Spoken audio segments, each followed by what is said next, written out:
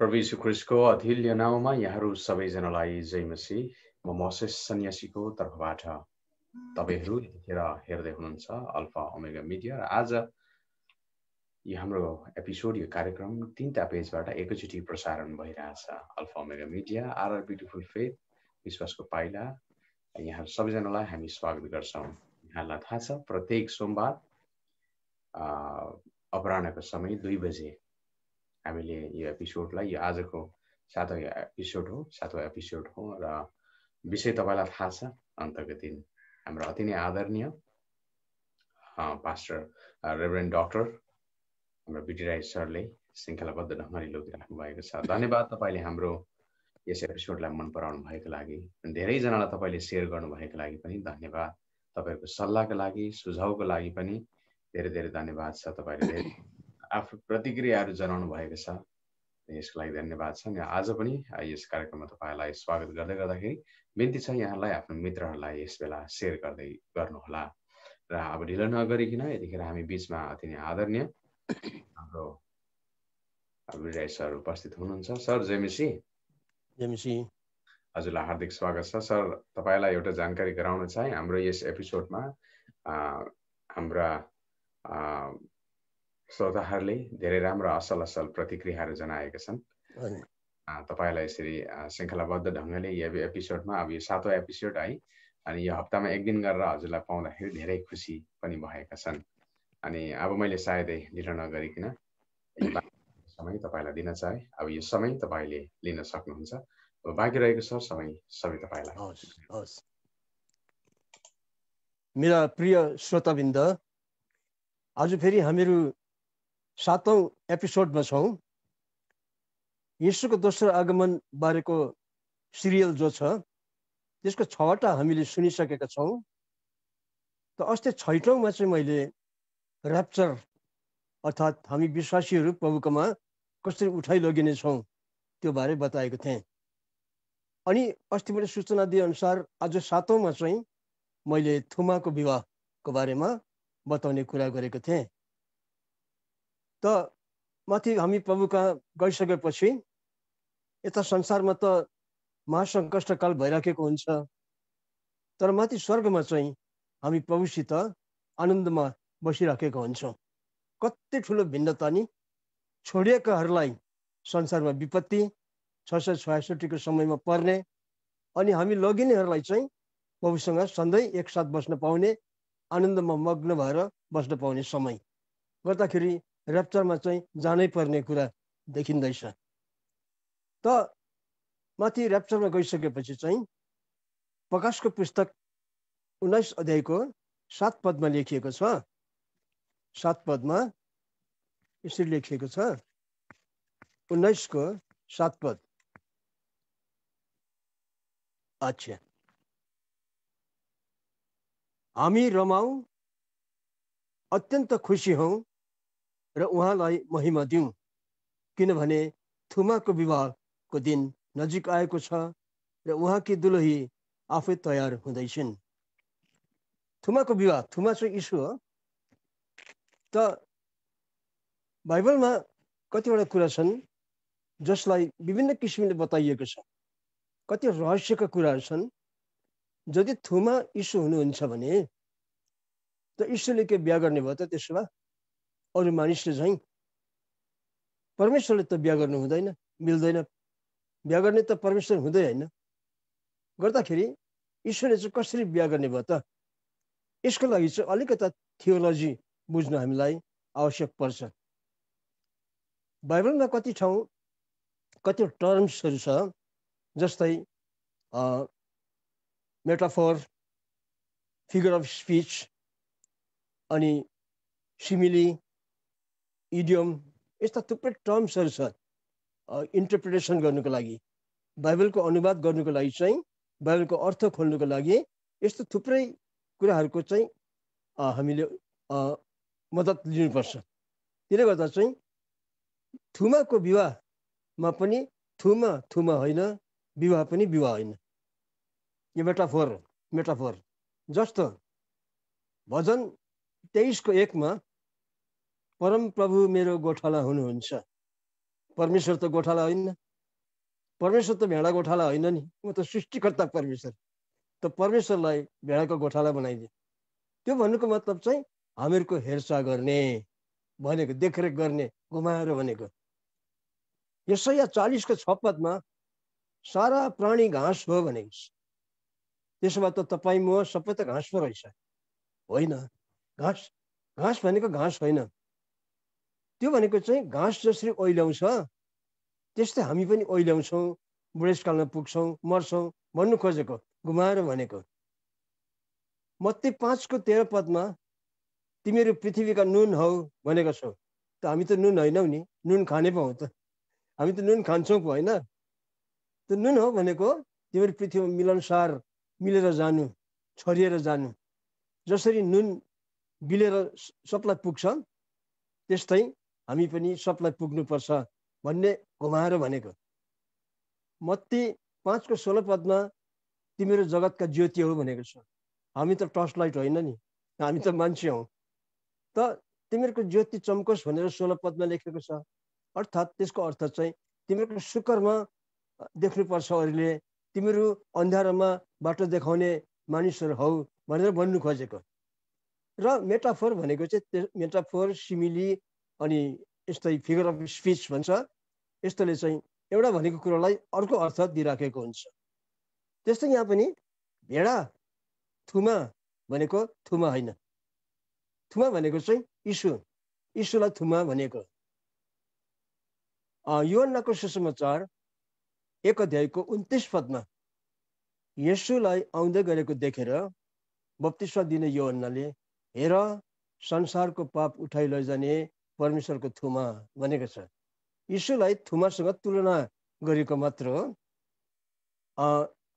यसैया 53:7 पदमा चाहिँ मारिनलाई लगेको भेडा जस्तै यीशु चुप्प लागेर जानुपर्छ, उन कत्रने भेडा चुप्प लागेर उन कत्रनु दिन्छ गोठालालाई, त्यो भन्नु खोजेको।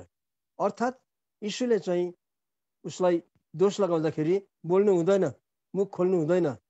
जसरी भेडाले उन कत्रदाखेरि मार्नु लाग्दाखेरि आवाज उठाउँदैन, त्यसरी यीशुले पनि आफूलाई मारिनु लाग्दाखेरि आवाज उठाउँदैन भन्नु खोजेको। यसरी घुमाएर भनेको नि हो। अनि यीशु चाहिँ बलिदान हो, यीशु चाहिँ बलिदान। थुमा र यीशुलाई म तुलना गर्न गइराखेको छु। किन यीशुलाई थुमा भने त भन्ने कुरालाई बताउनको लागि।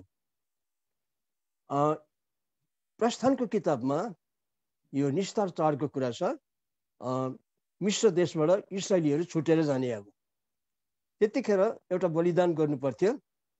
प्रस्थान 12:5-6 पदबाट बोल्छु म, तपाईँले नोट मात्रै गर्दै जानुहोस्, बाइबल नपल्टाउनुहोस्, कारण तपाईँले बाइबल पल्टाउनु हुँदा मैले बोलेको कुरा उम्किन्छ।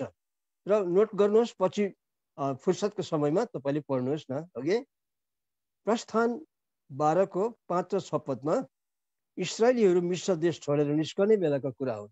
त्यो रात चाहिँ परमेश्वरले भन्नुभएको थियो थुमा ल्याउनु, भेडा ल्याउनु, पाठा, त्यो चाहिँ पाठी होइन पाठा। अनि त्यो चाहिँ कस्तो हुनुपर्छ भन्दाखेरि चाहिँ चोटपटक नलागेको चोखो एकदम। तेस्रो कुरो चाहिँ यो लेखिएको छ प्रस्थान 12:46 पदमा, त्यो भेडालाई थुमालाई मारेपछि त्यसको खुट्टा हात हड्डीहरू नतोड्नु, नबचाउनु भनेर भनेको छ। अनि त्यो थुमालाई चाहिँ बेलुका मार्नु पनि भनेको छ। बेलुकी पख, त्यो पद मैले दिएँ तपाईँलाई, प्रस्थान 12:5-6 पद अनि 46 पद। यो सबै कुरा यीशुको जीवनमा पुग्यो। टाकटुक यो चारैवटा कुरा यीशुको जीवनमा पुग्यो। त्यो थुमा चाहिँ पाठी होइन, पाठो भनेपछि यीशु पनि पुरुष भएर जन्मनु भयो। यूहन्ना 3:16 किनकि परमेश्वरले संसारलाई यस्तो प्रेम गर्नुभयो, उहाँले आफ्नो एकमात्र पुत्रीलाई होइन तर पुत्रलाई सनलाई दिनुभयो। त्यो पाठो हुनु पर्थ्यो, पाठी होइन। यीशु पनि स्त्री होइन तर पुरुष भएर जन्मनु भयो हो, पाठो। अनि त्यो पाठो चाहिँ निस्तार चाडको बलिदानको पाठो चाहिँ के हुनुपर्छ भन्दाखेरि चाहिँ निष्खोट, चोटपटक नलागेको। त्यसको मतलब चाहिँ यता निष्पाप भनेको। भेडा चाहिँ चोटपटक नलागेको, मानिस चाहिँ निष्पाप, पाप नभएको। पहिला यूहन्ना 3को 5 पद तपाईँले पढ्नुभयो भने, पहिला यूहन्ना 3को 5 त्यहाँ लेखिएको छ येशूमा पाप छैन, निष्पाप। किन भन्दा उहाँ मानिसको बीर्जद्वारा जन्म लिनु भएको होइन। मानिसको बीर्जबाट जन्म लिएको भएदेखि आदमको पाप सरेर आउने थियो यीशुमा। तर यीशु भर्जिन कुमारीबाट जन्मेको कारणले गर्दा, पवित्र आत्माको द्वारा गर्भमा आउनु भएकोले गर्दाखेरि चाहिँ यीशु निष्पाप। हामी मानिसमा चाहिँ 2 किसिमको पाप हुन्छ। जन्ममै बोकेर आएको पाप, अर्को चाहिँ हामीले कर्ममा गरेको पाप। मानिसमा 2टा पाप हुन्छ। जन्मिँदै पापमा जन्म्यौँ 1 नम्बर, 2 नम्बर चाहिँ पाप काम गऱ्यौँ। तर यीशुमा चाहिँ जन्मको पाप थिएन अनि कर्मको पाप पनि थिएन। कर्मको पापको बारेमा यीशुले पाप गर्नुभयो भन्ने प्रश्न उठ्दाखेरि यूहन्नाको सुसमाचार 8 अध्यायको 46 पदमा नोट गरिराख्नुहोस्। यूहन्ना 8को 46 मा प्रभुले आफ्ना विरोधीहरूलाई प्रश्न गर्नुभयो, के तिमीले मलाई पापको दोष लाउन सक्छौ? कसलाई सोधे? विरोधीहरूलाई। हक्की आम्ने सामने मलाई पापको दोष लाउन सक्छौ? सबको मुखमा ताला लागे, पापको दोष लाउनै सक्दैन हो। गर्दाखेरि चाहिँ अनि यीशुको जब न्याय हुँदै थियो मृत्युदण्ड दिने बारेमा, त्यतिखेर त्यो जो न्यायाधीश थियो पिलातुस, उसले भन्छ म यीशुमा कुनै दोष पाप भेट्दिनँ, कुनै दोषै भेट्दिनँ, म कसरी उसलाई मृत्युदण्ड दिउँ भन्दैछ। तर इसाईहरूले, यहुदीहरूले जोर जबरजस्ती गरेर यीशुलाई क्रुसमा चढाएको हो नि त। प्रभुको दोष साबित भएर क्रुसमा चढ्नु भएको होइन। प्रभु निर्दोष गर्दा प्रभु यीशुको जन्म पनि पापमा भएन अनि कर्ममा पनि पाप थिएन, गर्दा निष्खोट पुग्यो हो। यीशु पुरुष भएर जन्म भयो, त्यो पनि पुग्यो। अनि निर्दोष निष्कलङ्क, त्यो पनि पुग्यो। अनि यीशुलाई क्रुसमा उहाँको मृत्यु हुँदा बेलुकाको 3 बजेको थियो। बेलुका मार्नुपर्छ भनेको थियो थुमाको बच्चा थुमालाई। प्रभुको मृत्यु हुँदा 3 बजेको थियो। तपाईँले मत्तीको सुसमाचार 27 अध्यायको 45 देखि पढ्दै जानुभयो भने, 45, 46, 47, 48, 49 पढ्दै जानुभयो भने 45 पदमा चाहिँ लेखेको छ यीशु त्यति बेला क्रुसमा चढेको बेला 9 देखि 3 बजीसम्म चाहिँ अँध्यारो भयो भन्ने लेखेको छ। त 3 बजी चाहिँ प्रभुले प्राण त्याग गर्नुभएको। 3 बजी प्रभुले प्राण त्याग गर्नुभएको। 3 बजी चाहिँ बेलुकी हो, अपराह्न हो, त्यो पनि पुग्यो हो। अनि त्यो बलिदानको थुमाको हड्डी भाँच्नु हुँदैन भन्ने कुरा पनि यीशुमा पुग्यो। जब यीशु अनि 2 जना कुकर्मीहरूलाई, एकजनालाई प्रभुको दाहिनेपट्टि, एकजनालाई देब्रेपट्टि टाँगेका थिए, त्यतिखेर मर्ने बेलामा क्रुसको मृत्यु चाहिँ डरलाग्दो हुन्थ्यो। एकदम पीडा दिने, कष्ट दिने, लामो समयसम्म क्रुसमा झुन्डी बस्नुपर्ने थियो। अनि त्यो क्रुसमा छिटो मरोस्, अब बेलुका हुँदासम्म त हामी त बस्नु सक्दैन यहाँ, छिटो मरोस्, गाडी लैजाओस् भनेर खुट्टा भाँच्नु पर्थ्यो। त यीशुको दुईपट्टि टाँगेका जो कुकर्मीहरू थिए उनीहरूको खुट्टा भाँचे। अब मरिहालोस्, छिटो गाड्नुपर्छ, कबरमा लानुपर्छ भनेर खुट्टा भाँचे। तर यीशुको खुट्टा भाँच्नु आउँदाखेरि त यीशुको प्राण त गइसकेको थियो। यीशुको प्राण गइसकेको थियो। त प्राण गइसकेको मान्छेको खुट्टा किन भाँच्ने त भनेर भाँचेन। यो कुरा चाहिँ यूहन्नाको सुसमाचार बडा इन्ट्रेस्टिङ छ। 19 अध्यायको 31 देखि लिएर 31 देखि लिएर 33 सम्म। यूहन्नाको सुसमाचार 19 अध्यायको 31, 32, 33 3टा पद पढ्नुभयो भने तपाईँलाई खुलस्त हुन्छ कि यीशुको चाहिँ खुट्टा भाँचेन। जतपि भाँच्नु पर्ने थियो उनीको नियम अनुसार, तर प्रभुको मृत्यु भइसकेको कारण खुट्टा भाँच्ने प्रयोजन भएन। त्यो गुण जम्मै जो थुमामा हुनुपर्ने थियो यीशुमा पुग्यो। गर्दाखेरि यीशु चाहिँ को हुनुहुँदो रहेछ? यीशु चाहिँ थुमा। अब यीशुलाई हामीले थुमाको रूपमा हेरिसकेपछि अब बिहाको विषयमा थुमाको विवाह थुमा बारे विश्लेषण गर्दा थुमा चाहिँ यीशु भनेर बताइयो। अब विवाह चाहिँ के हो त? विवाह दुई किसिमको हुन्छ। अझ संसारको मानिसलाई त एउटै मात्र ज्ञान छ, बिहा गर्छ एकपल्ट, कसै कसै 2-3 पल्ट पनि गर्छ जो पौमा छैनन्, तर विवाह चाहिँ एकपल्ट मात्रै हो।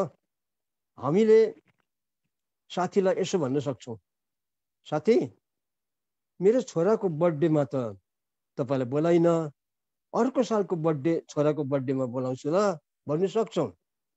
तर यसो भन्न चाहिँ सक्दैनौँ, साथी मेरो यो पालिको बिहामा बोलाउनु पाइन कि अर्को सालको बिहामा बोलाउँछु ल भन्नु पाउँदैन।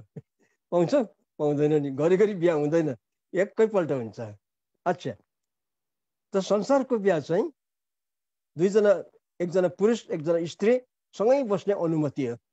समाजको उपस्थितिमा परमेश्वरको आशिष पाएर चाहिँ सधैँ पति पत्नीको रूपमा बस्न पाउने अनुमति चाहिँ विवाह हो। अब विवाह चाहिँ दुई किसिमको हुन्छ, एउटा संसारको विवाह शरीरको, अर्को चाहिँ आत्माको विवाह, आत्मिक विवाह पनि हुन्छ। यीशुको विवाह चाहिँ थुमाको विवाह चाहिँ आत्मिक विवाह हो, शरीरको विवाह होइन। त्यो बारे अब बताउँदै म तपाईँलाई जानेछु। पहिला म फिजिकल म्यारिज, शरीरको विवाह, संसारको विवाहको बारे बताउँछु। परमेश्वरले आदम र हवाको विवाह गरिदिनु भयो, ऐतिहासिक विवाह, प्रथमपल्ट विश्वको इतिहासमा। पहिला आदम मात्रै सृष्टि भएको थियो, अरू पशु पक्षी को चाहिँ जोडा थियो, तर आदमको चाहिँ जोडा थिएन। र उत्पत्ति 2को 18 पदमा परमेश्वरले भन्नुभयो आदम एक्लो रहन उचित छैन। एक्लो भयो, हुनु पनि आदम साह्रै नियास्रो भएर बसिराखेको थियो। कोसँग बोल्ने? कागसँग बोल्नु भएन, भेडा बाख्रासँग बोल्नु भएन, बोल्ने साथी छैन, एकदम नियास्रो। त परमेश्वरले उसको खाँचो बुझिकन चाहिँ भन्नुभयो त्यसको निम्ति म एउटा सहयोगी, सुहाउँदिलो म्याचिङ, सुहाउँदिलो सहयोगी बनाइदिन्छु भनिकन उसको करङबाट चाहिँ मासु हालिदिएर हावाको सृष्टि भएको थियो, उसको पेयर। त्यो चाहिँ कस्तो थियो भन्दा म्याचिङ, एकदम सुटेबल। कति बाइबलमा सुटेबल लेखेको छ, कतिमा म्याचिङ भनेर लेखेको छ हो, सुहाउँदिलो। अब आदमको मिसेसलाई भेडा जस्तो बनाइदिएर त भएन नि, गाई गोरु जस्तो बनाएर त भएन नि, मान्छे सुहाउँदिलो एकदम बनाइदिनु भयो नि त। अनि हावा चाहिँ साँच्चीलाई आदमको निम्ति बिफिटिङ, एकदम सुहाउँदिलो म्याचिङ। जब परमेश्वरले हावालाई बनाउनु भयो आदमबाट, त आदमले कहिले देखेको थिएन स्त्री, अब थिँदै थिएन, सृष्टि नै भएको थिएन। हावालाई यसो हेरेको त छक्क पर्यो, एकदम म्याचिङ नि। अब हावाको स्वर पनि आदमको जस्तो घोर्ले भए त आदमलाई स्वाद लाग्ने थिएन नि। तर हावाको स्वर त स्त्रीको आवाज, मसिनो आवाज, सायद खोकी होली या औ भनिन् कि बा हावाले, त्यो सुन्दा त म्युजिक बजेको जस्तो लाग्यो आदमलाई। अरे मेरो जस्तो घोर्ले स्वर त छैन रहेछ, के मिठो स्वर हो। त्यस कारण आज कविहरूले स्त्रीलाई कोकिल कण्ठी पनि भन्छ, कोकिल कण्ठी। स्त्रीहरू बोल्दाखेरि चाहिँ मिठो आवाज आउँछ अरे, म्याचिङ भयो, एकदम आदम खुसी भयो हो। पछि पो काग करा जस्तो हुन्छ त। पहिला बिहा गर्दा त स्वर मिठै लाग्छ नि, पछि पुरानो भयो भने पो त्यो कोकिल कण्ठी त कागको आवाज जस्तो कराउन थाल्छ अघि। अच्छा, एकदम म्याचिङ। आदम अलिक टल, हावा अलिक कम्ती हो पुरुषभन्दा, त्यो पनि म्याचिङ भयो एकदम हो। अनि हावाको हिँडाइ नै बेग्लै, स्त्री जातिको हिँडाइ पुरुषको भन्दा अलिक फरक हुन्छ नि, अलिक लचिलो हुन्छ होइन। त्यसै कारण कविहरूले स्त्रीको हिँडाइलाई हिरणीको चाल भन्छ है, सर्काएर। त हिँडाइ पनि उसले आफूभन्दा बेग्लै देख्यो। अरे बाफ, के स्वाद लाग्दो हो, उसको बडीको बनावटहरू सबै एकदम बेग्लै देख्यो। आहा, तिमी त एकदम मेरो म्याचिङ रहेछौ, तिमी त मेरो हाडको हाड, मेरो मासुको मासु भनेर आदमले सर्काए नि। त्यहाँ लेखेको छ नि, उत्पत्ति 2:18 उसो 24 पदसम्म पढ्यो भनेदेखिलाई हो। अच्छा, अब यो म्याचिङ भन्ने शब्द चाहिँ पछिबाट म फेरि प्रयोग गर्नेछु। सौदिलो भन्ने चाहिँ पछिबाट फेरि म प्रयोग गर्नेछु। अब परमेश्वरको प्लान के थियो? आदम र हवाको विवाह गर्नुमा परमेश्वरको प्लान के थियो भन्दाखेरि चाहिँ एका अर्काको खाँचो पुरा गर्नु। पुरुषले मात्रै स्त्रीको सबै खाँचो पुरा गर्न सक्छ, अनि स्त्रीले मात्रै पुरुषको सबै खाँचो पुरा गर्न सक्छ, अरूले सक्दैन।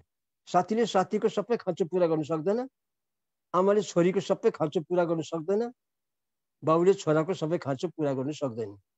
तर छोराको खाँचो चाहिँ बुहारीले मात्रै पुरा गर्न सक्छ, अनि छोरीको खाँचो चाहिँ ज्वाइँले मात्रै पुरा गर्न सक्छ। यो परमेश्वरको प्रबन्ध हो। यसकारण प्रभुले म्याचिङ बनाइदिनु भयो। एउटा चाहिँ पहिलो कारण चाहिँ हो, बिहा गरेको कारण चाहिँ एउटाको खाँचो अर्कोले पुरा गर्ने अनि सँगै बस्ने। 2 नम्बर चाहिँ हो टु पपुलेट, संसारलाई ढाक्नु पर्यो नि त। अब बालबच्चा हुनु पर्यो। आदम र हवाको परमेश्वरले बनाउनु भएको संसारलाई ढाक्नु पर्यो नि। पशु पक्षीको त पेयर भइगयो जोडी, उनीहरू त भरिँदै जान्छ, तर संसार भर्नुको लागि मान्छेको पनि जोडी त चाहियो। यसकारण पति र पत्नीको सृजना चाहिँ परमेश्वरले संसारलाई पपुलेट गर्नुको लागि, संसारलाई ढाक्नुको लागि बनाउनु भएको थियो। त्यो कुरो चाहिँ उत्पत्ति 1:28 पदमा लेखिएको छ। नोट गर्नुहोस्, पछि पढ्दै जानुहोस् त 1:28 मा। अनि तेस्रो पोइन्ट चाहिँ हो नछुटिनु। अब तिमीहरू चाहिँ सँगै बस्नु, सधैँ एकदमै युनाइटेड भएर बस्नु, सँगै बस्नु भनेर उत्पत्ति 2:23-24 मा, उत्पत्ति 2:23-24 मा परमेश्वरले भन्नुभएको छ, अब तिमीहरू पति पत्नी हौ, सँगै बस्नु, सँगै बस्नु। यता मत्ती 19:4-6 मा, मत्ती 19:4-6 मा यीशुले त्यसलाई अझै बढाइ चढाइ गरेर डिटेलमा भनिदिनु भयो, अब तिमीहरू 2 जिउ होइन, एकै जिउ, पति पत्नी चाहिँ एक शरीर बराबर हो। अनि तिमीहरू अब पति पत्नी भएको छौ, कसैले नछुट्याओस् है, नछुट्याओस् है भनेर पनि त्यहाँ भनिएको छ। मत्तीको सुसमाचार अघि मैले दिएको पद 19:4-6 मा, मत्ती 19:4-6 मा नछुटिने सबभन्दा घनिष्ठ सम्बन्ध चाहिँ पति पत्नीको, साथी साथीको भन्दा पनि, आमा र बाउको भन्दा पनि, दिदी बहिनीको भन्दा पनि सबभन्दा निकट, एकदमै एउटै भएको टाँसिएको भनौँ न, त्यो सम्बन्ध चाहिँ वाइफ र हस्बेन्डको हो। यो कुरो पछि आउँदै जान्छ थुमाको बिहामा अब हो। त्यहाँदेखि भनिन्छ पति पत्नीको बिचमा छ, हावा पनि छिर्नु पाउँदैन भन्छ, भनाइ छ। पति पत्नीको बिचमा हावालाई छिर्नु मनाइ छ, एयर हावालाई छिर्नु मनाइ छ, एकदम एक भइगएको छ हो, क्लोजनेस। यो पनि अब थुमाको बिहामा बिस्तारै बिस्तारै हामी बताउँदै जानेछौँ। एउटा उदाहरण प्रस्तुत गरौँ पति पत्नीको बारेमा, दुल्हा दुल्हीको बारेमा। यो सम्बन्ध चाहिँ कतिको नजिक रहेछ, अर्कोले लिन सक्दैन। एउटा पत्नीको लागि पतिको प्लेस अर्को लोग्ने मान्छेले लिन सक्दैन, त्यो चाहिँ व्यभिचार हुन्छ। एउटा पतिको निम्ति पत्नीको प्लेस अर्को स्त्रीले लिन सक्दैन, त्यो व्यभिचार हुन्छ। याद गर्नुपर्छ हामीले आफ्नो पत्नी छँदाखेरि अर्कोलाई ल्याउनु मिल्दैन, पति छँदाखेरि पत्नीले अर्को मान्छेलाई ल्याउनु मिल्दैन, गर्दा उनीहरूको चाहिँ एकदमै नजिकको सम्बन्ध। त्यो साइनोलाई अर्कोले रिप्लेस गर्नु सक्दैन। एउटा उदाहरण पेश गर्नु पर्यो। एउटा गाउँमा विवाह भएछ, झ्याइ झ्याइ विवाह भयो एकदमै, अनि गाउँकाहरूले भोज खाए। अनि त्यो बुहारी घरमा आइन्। अब समय बित्दै गयो, ससुरा बुढो मान्छे बुहारीलाई खुब माया गर्ने, छोरी जत्तिकै माया गर्ने।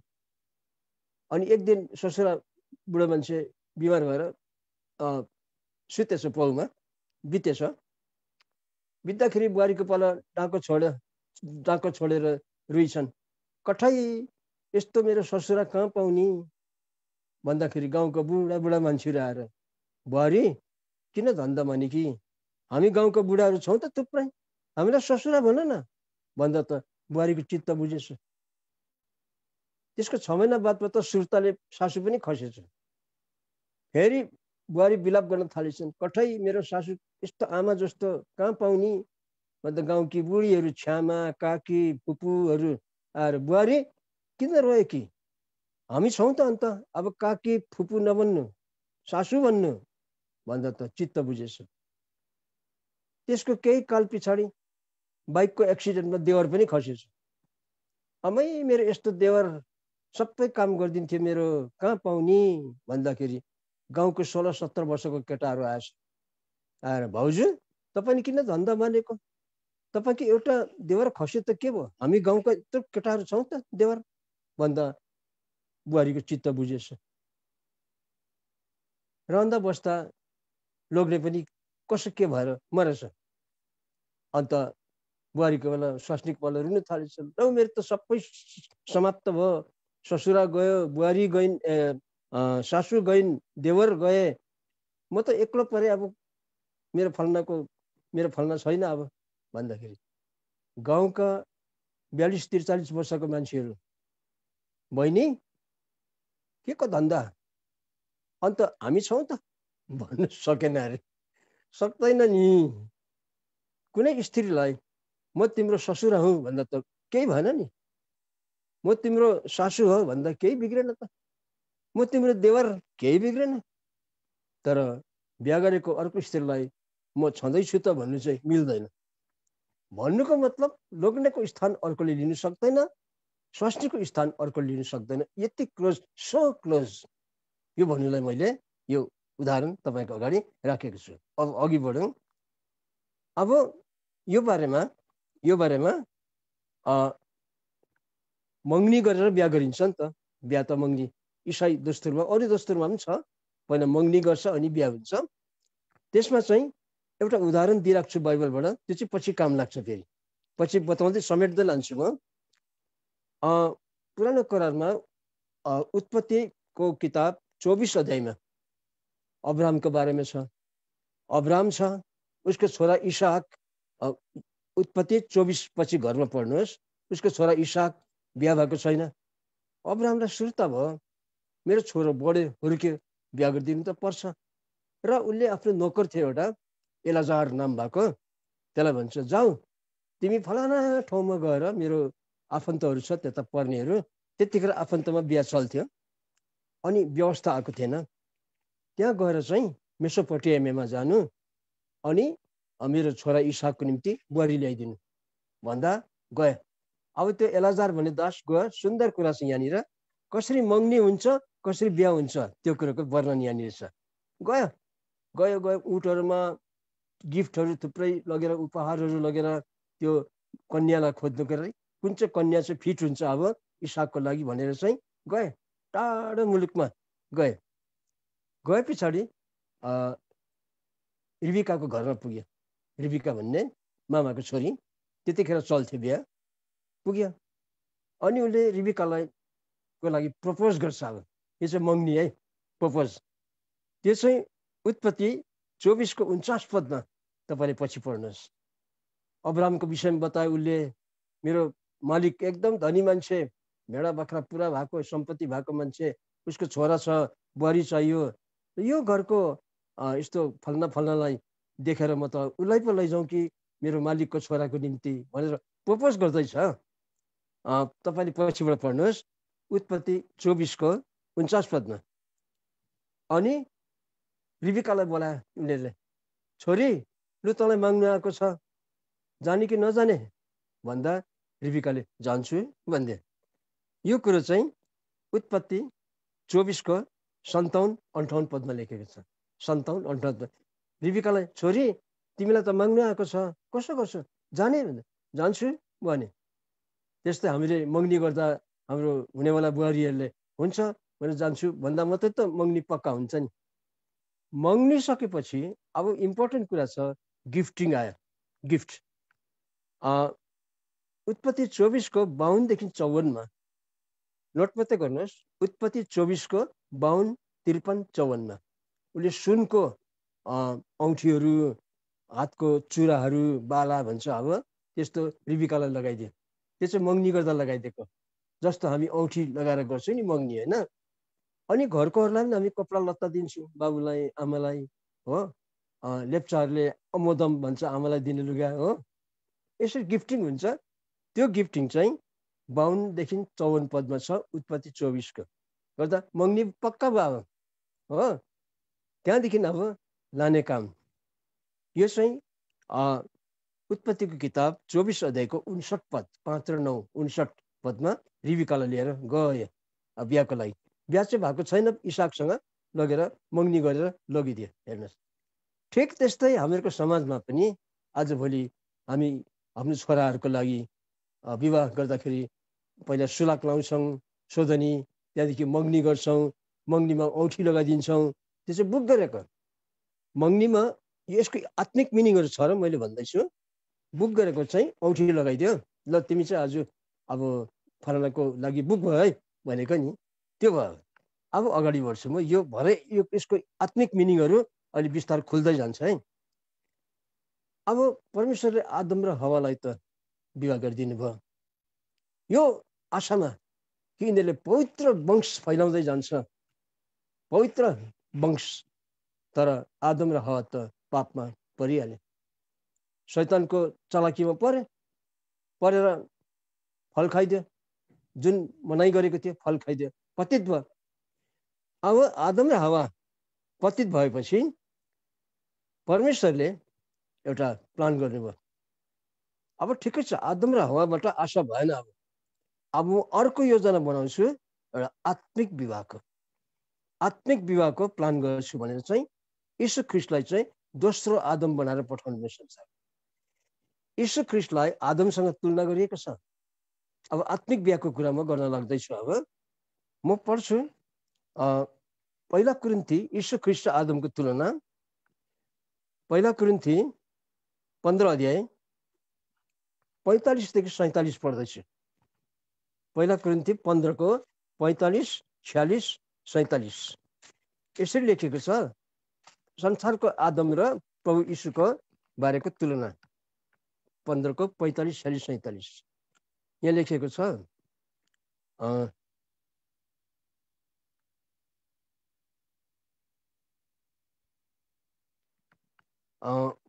पहिला कुरिन्थी 15 को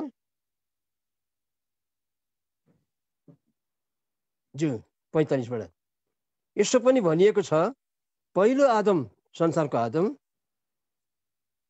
आदम जीवित प्राणी भयो, पछिल्लो आदम यीशु जीवन दिने आत्मा हुनुभयो। तापनि पहिलो आदम, अदनको बगैँचाको आदम चाहिँ आत्मिक होइन, तर प्राकृतिक नेचरल हो। त्यसपछिको चाहिँ भनेको यीशु ख्रीष्ट आत्मिक हो। पहिलो मानिस पृथ्वीबाट माटोको हो, दोस्रो मानिस अर्थात् यीशु स्वर्गबाटको हो। अब कन्ट्रास्ट भयो, आदम चाहिँ बिल्कुल शारीरिक रूपमा प्रस्तुत हुँदैछ यहाँनिर, यीशुलाई चाहिँ आत्मिक भनेपछि यीशु आत्मिक दुल्हा हुनाले अब उसको वाइफ पनि आत्मिक नै हुनु पर्यो, होइन, म्याचिङ हुनु पर्यो नि त। गर्दाखेरि अब मण्डलीसित उसको तुलना हुँदैछ विवाहको लागि। मण्डली त उठाएर लगिएको छ नि, त्यो मण्डलीसँग चाहिँ आत्मिक विवाह, यो शरीरको विवाह होइन, आत्मिक विवाहको कुरा यहाँनिर हुँदैछ। अब विवाहमा के हुन्छ, बाबु हुन्छ, बाबुको छोरा हुन्छ, आमा पनि हुन्छ। छोरालाई बुहारी चाहियो, अनि मिलाइदिने एउटा मिडियम हुनु पर्यो, जसलाई विभिन्न ठाउँमा विभिन्न किसिमले भन्छ मिडिया, जोडी मिलाइदिने मान्छे हो। त्यस्तै अब बाइबलमा चाहिँ परमेश्वर पिता चाहिँ बाबु हो, पुत्र चाहिँ छोरा भयो। पुत्रको लागि चाहियो बुहारी, दुलही चाहियो, त्यो चाहिँ मण्डली हो। अनि ठमठिम मिलाइदिने चाहिँ को? पवित्र आत्मा। पिता परमेश्वरको लागि, पुत्र छोरोको लागि चाहिँ दुली मिलाइदिने, दुली पनि पाइयो। दुली चाहिँ को? दुली चाहिँ मण्डली, तपाईँ र म, विश्वासीजन। अनि ठमठिम मिलाइदिने चाहिँ को? पवित्र आत्मा। यहाँ पवित्र आत्माले चाहिँ मण्डली र परमेश्वरको बिचमा ठमठिम मिलाइदिने रोल प्ले गरिराख्नु भएको छ। हामी कन्भर्ट हुँदा त पवित्र आत्माद्वारा भएको नि त। पवित्र आत्माले हामीलाई कन्भिक्ट गरे, हामी पापी छौँ भन्यौँ, पाप मानिल्यौँ, तब पुकार्यौँ प्रभुलाई, अनि हाम्रो प्रभुसँग मग्नी भयो। कन्भर्सन जब कसैले प्रभुलाई ग्रहण गर्छ त्यो चाहिँ यीशुसँग मग्नी भएको। पछि बिहा चाहिँ पेन्डिङ छ, अब आज चर्चा हुँदैछ। हामीले प्रभुलाई ग्रहण गर्दा मग्नी भयो। मग्नीको औँठी पनि पाएको छु, त्यो पनि बताउँदै जान्छु म। अब तपाईँलाई बताउँछु म, मग्नी हुँदाखेरि चाहिँ कति बेला मग्नी भयो भन्दाखेरि चाहिँ जब कुनै पापीले आफ्नो पाप मानिलिन्छ, यीशु ख्रिस्टलाई मेरो मुक्तिदाता भनिकन पर्सनल सेभियरको रूपमा मानिलिन्छ, तब उसको आत्मामा मग्नी हुन्छ, शरीरमा होइन, आत्मामा। कारण त्यो मग्नी पनि आत्मिक हो, हामी पनि आत्मिक, अनि आत्माको कुरा हो यो। अनि मग्नी पनि बिहा पनि सबै आत्मिक कुराले आयो। अब आत्मिक कुरामा हामी जाँदैछौँ, कारण थोमाको बिहा पनि आत्मिकै कुरा हो, आत्मिक कुरा नै हो, शरीरको कुरा होइन, शरीरको बिहा पनि होइन यो हो। अब लेखिएको छ कुरिन्थीको मण्डलीलाई पावलले लेख्छ, मैले तिमीहरूलाई मग्नी गरिदिएको छु भन्दैछ, मग्नी गरिदिएको छु। दूसरा कुरिन्थी 11:2 पढ्दैछु म। दूसरा कुरिन्थी 11:2, किनभने ईश्वरीय डाहले म तिमीहरूमाथि डाही भएको छु, किनभने तिमीहरूलाई ख्रिस्टको निम्ति एउटी चोखी कन्या जस्तै गरी चढाउनलाई मैले तिमीहरूलाई एउटै पुरुषसँग भनेको ख्रिस्टसँग मग्नी गरिदिएको छु। कुरिन्थीको मण्डली चाहिँ मग्नी भएर प्रभुकी भइसकेकी रहेछ। यहाँ कुरिन्थीको मण्डली चाहिँ रिप्रेजेन्टेटिभ मात्रै हो। जुनै पनि मण्डली अर्थात् मण्डली गठन गर्ने तपाईँ र म पनि बुक भइसकेको रहेछौँ, यीशुसँग मग्नी भइसकेको रहेछ। कन्भर्सनको बेलामा जब तपाईँले मैले प्रभुलाई ग्रहण गऱ्यौँ, हाम्रो मग्नी भइसक्यो हो। अब त्यो गिफ्ट के त्यसो भए, मग्नीको चिनो के? हामी औँठी दिन्छौँ नि हो, औँठी दिन्छौँ। केटापट्टिबाट औँठी लगाएर गएको हुन्छ, अनि केटीलाई औँठी लगाइन्छ, बुक भएको। त्यो कुरो लेखिएको छ। त्यो औँठी चाहिँ के हो त्यसो भए भन्दाखेरि चाहिँ पवित्र आत्मा, पवित्र आत्मा। म तपाईँलाई एकदम स्पष्ट छ यो कुरा, एकदम क्लियर छ यो कुरो, म बताउँदै जान्छु। सायद हामीले ध्यान नदिएर नबुझेको हुनसक्छ तपाईँहरूमध्ये कतिजनाले, सबैलाई त भन्दिनँ म। यो जुन बुकिङ भएको चाहिँ लेखेको छ एफिसी 1:13 र 14 पदमा। एफिसी 1:13 र 14 पदमा यसरी लेखिएको छ, जब हाम्रो कन्भर्सन भयो त्यति बेलाको कुरा हो। यहाँ पढ्छु म, एफिसी 1:13-14 लेखिएको छ, जसमा तिमीहरूले पनि सत्यको वचन अर्थात् तिमीहरूको उद्धारको सुसमाचार सुनेर, हामीले गस्पेल सुन्यौँ, त्यसमा विश्वास समेत गरेर प्रतिज्ञाको आत्माले तिम्रो छाप लगाएको थियो। प्रतिज्ञाको आत्मा पनि हो, पवित्र आत्माको अर्को नाम प्रतिज्ञाको आत्मा पनि हो। औ उहाँको महिमाको प्रशंसाको निम्ति हाम्रा परमेश्वरको निजी सम्पत्ति, प्राइभेट प्रपर्टी, जस्तो पति र पत्नी पनि प्राइभेट हो नि त, एकदम निजी, अर्को आउनु पाउँदैन। उद्धारको अधिकारको बैना हो, बैना मारियो। पवित्र आत्माले चाहिँ हामीलाई छाप लगाएर, त्यो छाप पनि देख्दैन, आत्मिक कुरा हो यो। प्रभुलाई ग्रहण गर्दाखेरि पवित्र आत्माको छाप पाइसकेका छौँ, पास्ट टेन्स, पाउने छौँ भविष्यमा होइन, पाइसकेका छौँ। जुन मुहुर्तमा सुसमाचार सुन्यौ, प्रभुलाई ग्रहण गर्यौ, विश्वास गर्यौ, तिमीहरूमा पवित्र आत्माको छाप पर्यो। त्यो छाप चाहिँ क्या? बैना मारेको। अब त्यसलाई अझै खुलस्त गरेर चाहिँ, यसलाई अझै क्लियर गरेर चाहिँ बैना मारेको कुरा चाहिँ, पवित्र आत्माले बैना मारेको कुरा चाहिँ दूसरा कुरिन्थी 1:22 लेखिएको छ। पढ्छु म, एकदम सुन्दर कुरा छ यहाँ। दूसरा कुरिन्थी 1:22 पद, 1:22 यहाँ लेखिएको छ। दूसरा कुरिन्थी 1:22, जसले हामी माथि छाप पनि लगाउनु भयो र हाम्रा हृदयमा बैनाको रूपमा आत्मा दिनुभयो। बैना मारेको। हेर्नुहोस्, जसरी बेहुलापट्टिबाट औँठी दिएर बुक गर्छ, बैना मार्छ, त्यसरी नै पवित्र आत्माले हामीलाई यीशुको निम्ति बैना मारिसक्नु भएछ। अब 5:5 पनि लेखेको छ, 2 कुरिन्थी 5:5 बडा सुन्दर ढङ्गले बताइदिएको छ। यही कुरालाई लेखिएको छ, अब मलाई यस कुराको निम्ति तयार पारिदिने र आत्माको बैना दिने परमेश्वर हुनुहुन्छ। आत्मा भनेको पवित्र आत्मा। यो अङ्ग्रेजी बाइबलमा क्यापिटल एस लेखेको छ। जहाँ जहाँ अङ्ग्रेजी बाइबलमा क्यापिटल एस छ त्यो चाहिँ पवित्र आत्मा हो। तर स्मल एस छ भने चाहिँ त्यो चाहिँ मान्छेको आत्मा हो। तर नेपालीमा त क्यापिटल हुँदैन, अङ्ग्रेजीमा पनि क्यापिटल लेटर हुन्छ, नेपालीमा क्यापिटल हुँदैन। यसकारण यो आत्मा, परमेश्वरको आत्मा भने चाहिँ पवित्र आत्मा बुझ्नुपर्छ। र तपाईँ र मैले प्रभुलाई ग्रहण गर्दाखेरि चाहिँ पवित्र आत्माको बैना पाएछौँ। अब यसलाई म कतिवटा डेमोन्स्ट्रेसन गरेर पनि देखाउन सक्छु तपाईँहरूलाई। डेमोन्स्ट्रेसन गर्छु तपाईँहरूलाई म। यो पवित्र आत्माको बैना बारे बुझ्नको लागि बाइबलको ज्ञान राम्रो हुनुपर्छ, बाइबलको राम्रो ज्ञान हुनुपर्छ। जसले जे भने त्यो सुन्नु मिल्दैन। पहिला तिमोथी 1:10-11 लेखेको छ, हामीले साउन्ड डक्ट्रिन, ठिक सुसमाचार सुन्नुपर्छ, गलत सुसमाचार होइन। एकदम यताउति गरेको, त्यसलाई म्युटिलेट गरेको, भ्रष्ट पारेको सुसमाचार होइन। सही सुसमाचार, बाइबलको सुसमाचार सुनेर त्यो अनुसार चल्नुपर्छ। फलनाले यो भन्यो, ढिस्काले यो भन्यो होइन, बाइबलले के भन्यो यो सुन्नुपर्छ। म पनि तपाईँहरूलाई मेरो तर्फबाट बताउँदिनँ, बाइबलबाटै बताउँछु। तपाईँले मेरो पनि नसुन्ने, अरूको पनि नसुन्ने, बाइबलको सुन्ने। म पनि बाइबलकै सुन्छु। अब यहाँनिर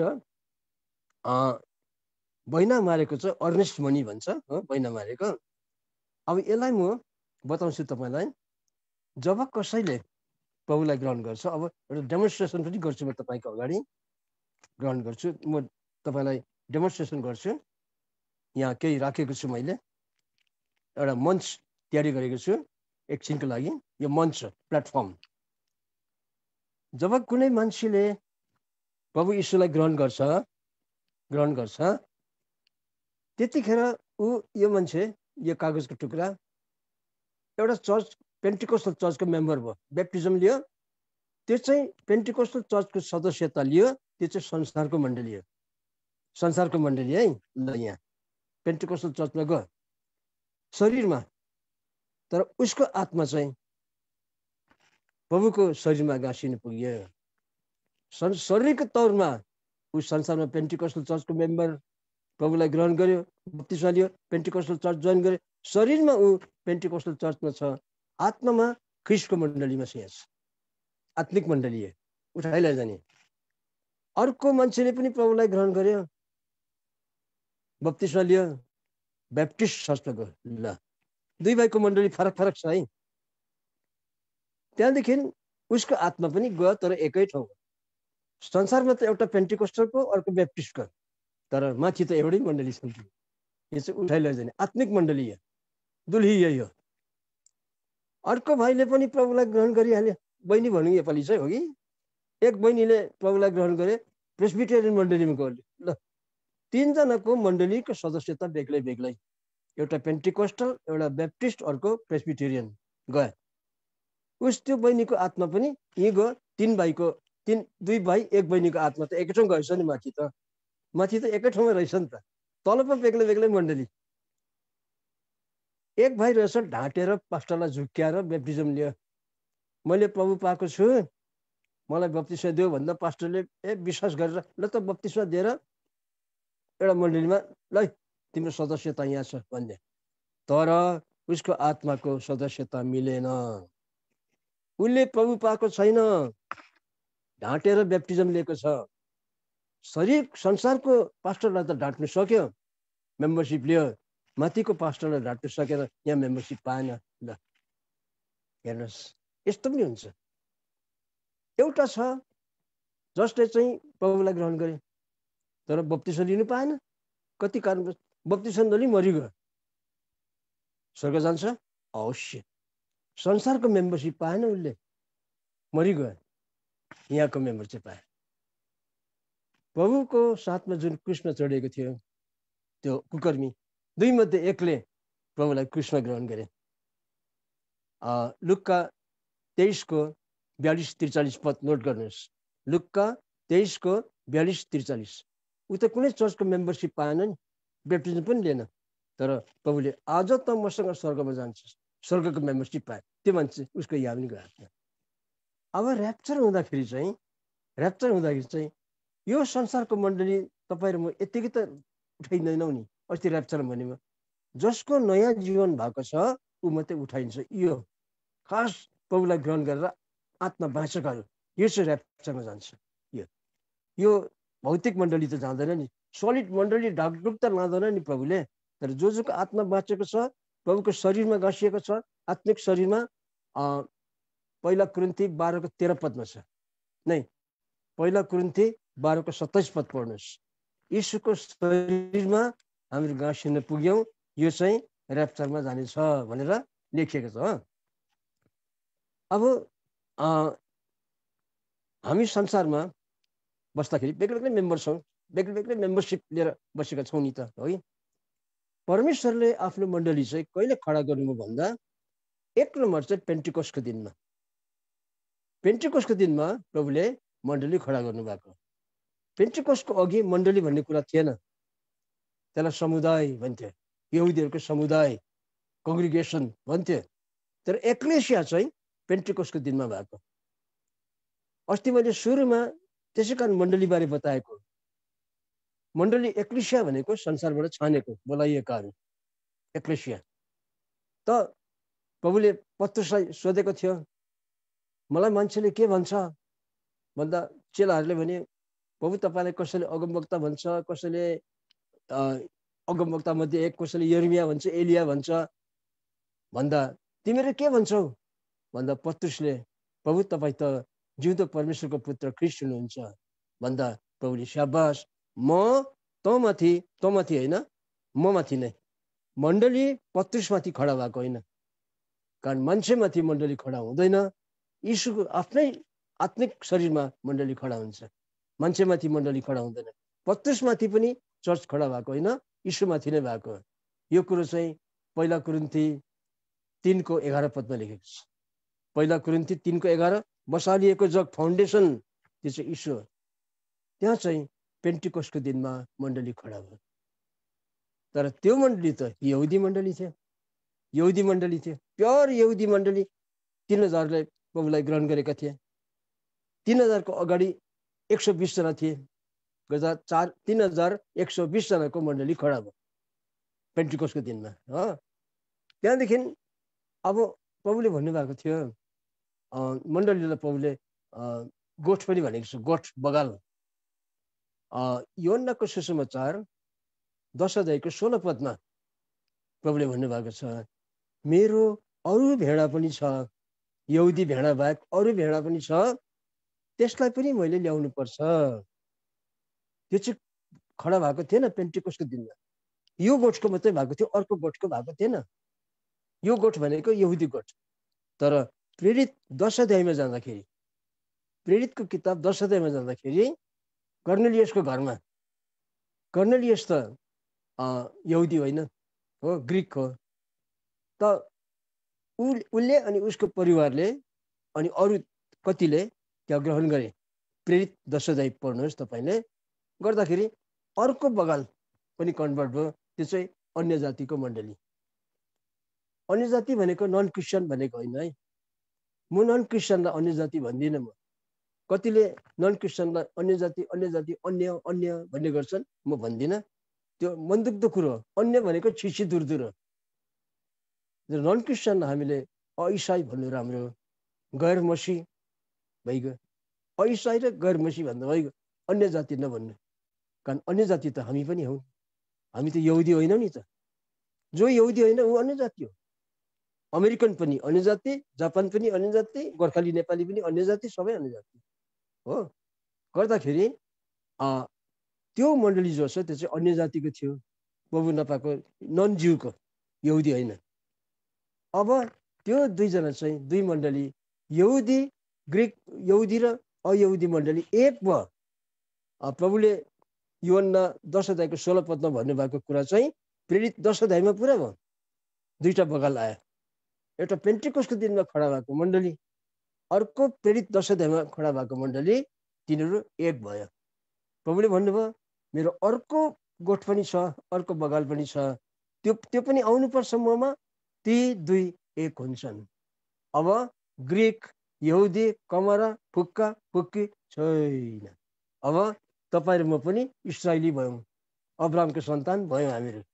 यहाँ म अब तपाईँलाई देखाउँछु गलातीको किताब 3 अध्याय 28-29 पद। गलाती 3को 28-29 पद पढ्छु म। अब सबै एकै भयो। रोमी, कुरिन्थी, गलाती 3को 28-29 पद यहाँ लेखिएको छ। गलाती 3को 28-29 यहाँ लेखिएको छ। अब यहुदी, ग्रिक, कमरा, फुक्का, नर नारी छैन, किनभने तिमीहरू सबै ख्रिस्ट येशूमा एउटै हौ। औ यदि तिमीहरू ख्रिस्टका हो भने त तिमीहरू अब्राहमका वंश हौ र प्रतिज्ञा बमोजिम हकवाला पनि। अब हामी अब्राहमको वंशमा आयौँ। अब सबै यहुदी ग्रिक छैन, यीशुमा सबै मिलिगयो। त्यो चाहिँ मण्डली हो, त्यो चाहिँ दुली हो, त्यो चाहिँ दुली हो। अब दुली चाहिँ को हो? अर्को परिभाषामा चाहिँ फेरि प्रकाशको किताब 19 अध्यायको 21को 9 पद पढ्छु म। प्रकाश 21को 9 पदमा दुलीको बारे बताएको छ। 21को 9मा अच्छा यहाँ रहेछ, शीर्षक छ स्वर्गीय यरुसलेम। अनि 7 कचौरा भएका 7 दूतहरूमध्ये पछिल्ला 7 विपत्तिले भरिएका चाहिँ आएर मसँग यसो भनेर कुरा गरे, यता आऊ, म तिमीलाई ती दुल्ही अर्थात् थुमाको पत्नी देखाइदिनेछु। भरे त के देखाएछ? स्वर्गीय यरुसलेम पो देखाइदिएछ। अब पत्नी भनेको त यरुसलेम पो रहेछ। त्यहाँ पढ्दै जानुहोस्, 10 देखि पढ्दै जानुहोस् हो। त्यसको मतलब चाहिँ के भनेदेखिलाई प्रकाशको किताब हो, यो रहस्यमय किताब हो। दुल्ही देखाइदिन्छु भनेर त, पत्नी देखाइदिन्छु भनेर त यो नयाँ यरुसलेम पो देखाइदिन्छ। नयाँ यरुसलेम चाहिँ अस्ति मैले बताइसकेको छु, हामी गएर बस्ने ठाउँ हो। भविष्यमा हामी बस्ने ठाउँलाई नयाँ यरुसलेम, स्वर्गीय यरुसलेम, माथिको यरुसलेम भनेको छ हो। त्यो हाम्रो वासस्थान। त्यो नयाँ यरुसलेम चाहिँ हामी बस्ने वासस्थान मात्र होइन, तर हामीलाई पनि भनेको। दुईटा अर्थ लाग्छ। दुल्ही गएर बस्ने ठाउँ चाहिँ यरुसलेम हो, त्यो यरुसलेम भित्र बस्ने जति दुल्ही अर्थात् जो जतिले प्रभुलाई ग्रहण गरेको छ, बप्तिस्माले मात्र होइन, नयाँ जीवन चाहिँ पाएको हुनुपर्छ, तिनीहरू चाहिँ गएर दुल्हीको ग्रुपमा सामेल हुन सक्छ हो। गर्दाखेरि त्यहाँदेखि प्रभुसँग हाम्रो बादलमा भेट हुन्छ। अस्ति मैले ऱ्याप्चरको बारे बताएको छु, तपाईँलाई बताइसकेको छु। हामी बादलमा जान्छौँ। आज एउटा इन्ट्रेस्टिङ कुरो तपाईँलाई बताउँछु म। हाम्रो बिहा हुनु अगाडि, प्रभुसँग तपाईँ र मेरो विवाह हुनु अगाडि, मण्डलीको विवाह हुनु अगाडि एउटा मजाको घटना घट्छ। आज संसारमा हुँदा एउटा विश्वासीको अर्को विश्वासीसँग अनबन छ। एउटा मण्डलीले अर्को मण्डलीलाई हेला होसो गर्छ। तिमीहरूको मण्डली सानो, हाम्रो ठुलो, तिमीहरूको सेवा भवन नराम्रो, हाम्रो राम्रो, हाम्रो मण्डलीमा धनी धनी मान्छे छ, तिमीहरूकोमा गरिब गुरुबा मात्रै छ, हामीहरूको मण्डली यस्तो उस्तो इत्यादि इत्यादि सर्काउँछ। भना बहिरी चल्छ, ठुस्का ठुस्की पनि हुन्छ। तर प्रभुकोमा जाँदा ठुस्का ठुस्की भन्ने कुरा ठ्याम्मै हुँदैन। त्यो दुल्हीको शरीर जो गठन हुन्छ नि, त्यसमा ठुस्का ठुस्की, आँखा तरेर हेर्ने ठ्याम्मै हुँदैन। सब चेन्ज भएको हुन्छ। चेन्ज हुँदा एउटा उदाहरण दिन्छु म, सुन्दर कुरा छ, सुनिराख्नुहोस्। एउटा ठुलो धनी मान्छेको छोराको बिहा हुने भयो। अन्त घरको आमाले भनेछ, छोराको आमाले, औ पतिलाई सबैले मुसुरी दाल खुवाउँछ, हामी त आलुको दाल खुवाउँ योपालि।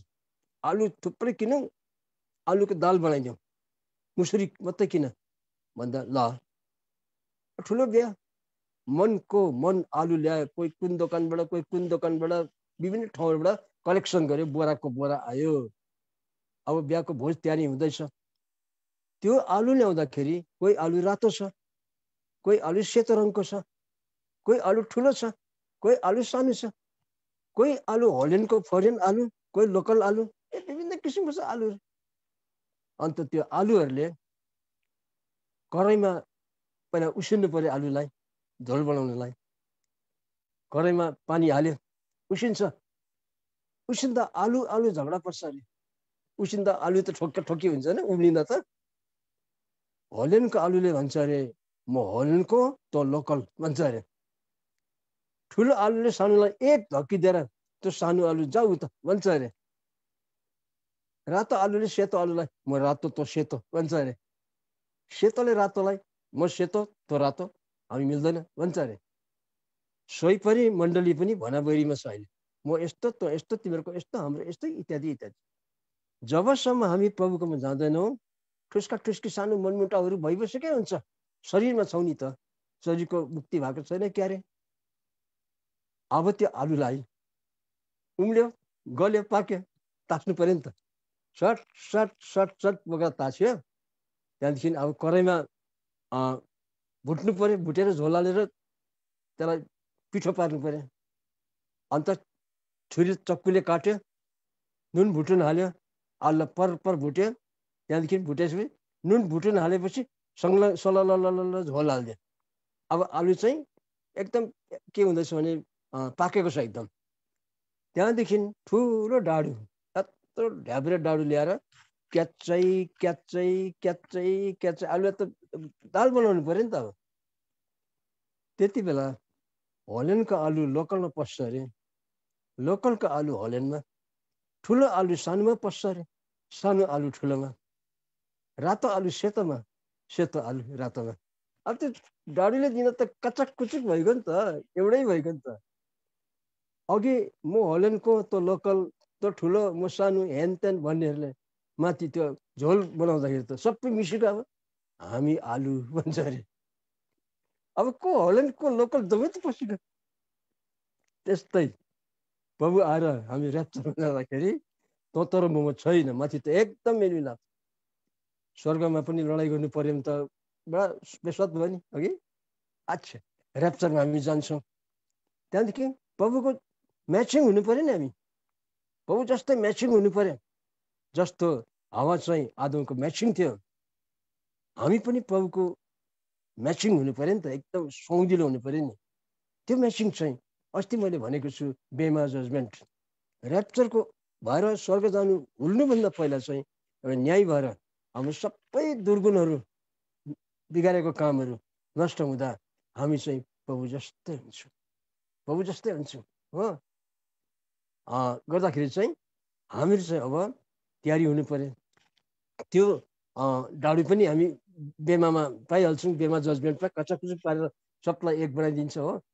त्यहाँदेखि प्रभुकोमा स्वर्गमा प्रभुले हामीलाई परमेश्वरसँग चिना पर्छ। ल बुहारी ल्याए, अब बिहाको भोज। बिहाको भोज के हो? रमाइलो, एकदम प्रभुसँग सधैँ बस्नु पाउनु चाहिँ विवाह हो। कारण बिहाको परिभाषा चाहिँ हो कहिले नछुट्ने गरेर बस्न पाउनुलाई चाहिँ बिहा भन्छ।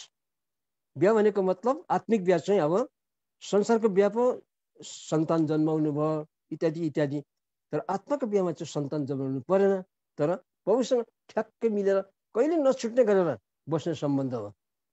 हामी त्यो सम्बन्धमा प्रभुसँग कहिले नछुट्ने गरेर बस्नेछौँ। म पढ्छु भजनको किताब 23 अध्यायको 6 पद, भजन सङ्ग्रहबाट 23 को 6 पद यस्तो लेखिएको छ।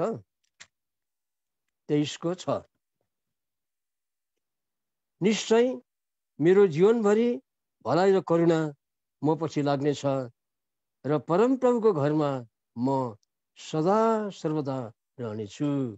फेरि संसारमा नआउने गरी एकदमै प्रभुसँग लिन भएर। अब त्यहाँदेखि म्यारिज भइसकेपछि अब खानापिना हुन्छ। खाना त संसारको खाना त खाँदैनौँ, सङ्गति सङ्गति वचनको सेवाकाहरू हुन्छ। त्यति बेला हामीले प्रभुलाई सोध्छौँ, प्रभु मैले बाइबलको यो कुरा त बुझेको थिइनँ, अरूले पनि बताउनु सकेन, कसैले ढाँटिदियो, के होला नि? आज तपाईँले मैले कति कुरा बुझेको छैन नि, मैले पनि बुझेको छैन। कति कुरा छन् नि, म त्यस्तो सिपालु त होइन नि हो, तर जानेको चाहिँ ठिकले बताउँछु। मैले बताएको चाहिँ जानेरै बताएको है। त मलाई कतिले प्रश्न सोध्छ, सबै त उत्तर दिन सक्दिनँ म पनि सीमित मान्छे हुँ। त्यतिखेर त्यो चाहिँ प्रभुले बताउनुहुन्छ। पहिला कुरिन्थी 4:5 पढ्दैछु। यसकारण प्रभु नआउन्जेल बेला अघि नै केही कुराको फैसला नगर, उहाँले अन्ध्यारोमा छिपेका कुराहरूलाई प्रकाशमा ल्याउनु हुनेछ। त्यति बेलाको बाइबल त स्टडी त दामी, सबै छर्लङ्गै यस्तो त यस्तो पो रहेछ, यस्तो त यस्तो रहेछ भनेर बुझ्छौँ। सङ्गति गर्दै गर्दै प्रभुसँग हामी बस्न पाउँछ। गर्दा त्यो चाहिँ हामीले उम्काउनु हुँदैन, ऱ्याप्चरमा जानै पर्छ। यो जति वचन म बाँड्दैछु सुन्दै हामी तयारी हुँदै जानुपर्छ, काटछाट हुँदै जानुपर्छ, सुधार हुँदै जानुपर्छ, नराम्रो आनी बानी छोड्दै जानुपर्छ। त्यसको लागि पवित्र आत्माको शक्ति छ हामीलाई, पवित्र आत्मा उपलब्ध हुनुहुन्छ। किनभने वचनमा छ गलाती 6:16 पवित्र आत्माको भरमा हिँड्यो भने संसारको अभिलाषा पुरा गर्नु पर्दैन भनेको हो। र थुमाको बिहा सधैँ प्रभुसँग बस्न पाउने आनन्दमा हो।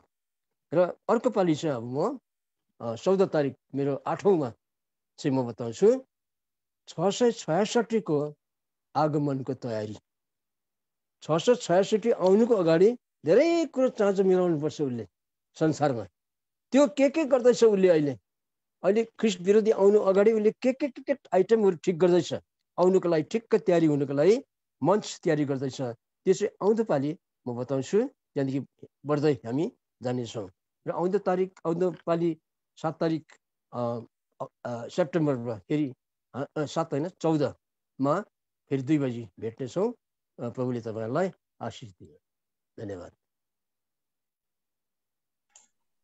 धन्यवाद सर, तपाईँलाई धेरै धेरै आदरणीय दर्शक दिनहरू, यहाँहरू सबैलाई धेरै धेरै धन्यवाद। यतिन्जेल तपाईँहरू हामीसँग जोडिबस्नु भएको लागि धन्यवाद छ। र अति नै महत्त्वपूर्ण विषयबारे आज हामीले यो एपिसोड ढङ्गमा गइरहेका छौँ हामीले।